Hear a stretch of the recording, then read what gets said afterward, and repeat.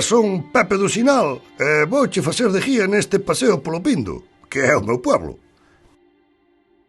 Isto que temos enfrente é o areal de San Pedro.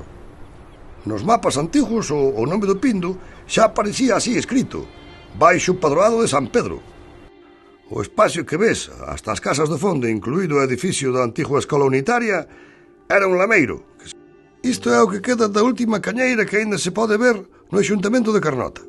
Pensa que as mulleres que vivían por aquí arriba viñan as máis das veces cargadas con cestos pesados na cabeza, Tes que chegar a unha parte que hai unha barandilla, vela? Ás veces teñen aí atado un cansiño pequeno. Non lle fagas nin caso.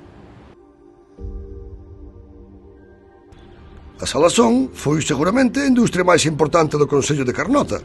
Nos anos 30 había traballando no mar polo menos 700 personas e unhas 100 embarcacións. Xa ves que o porto agora non ten moita actividade.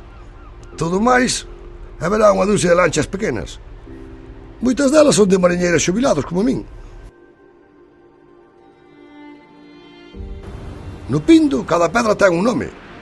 Fuiselles poñendo polo parecido que teñen con algunha forma reconocible, non é?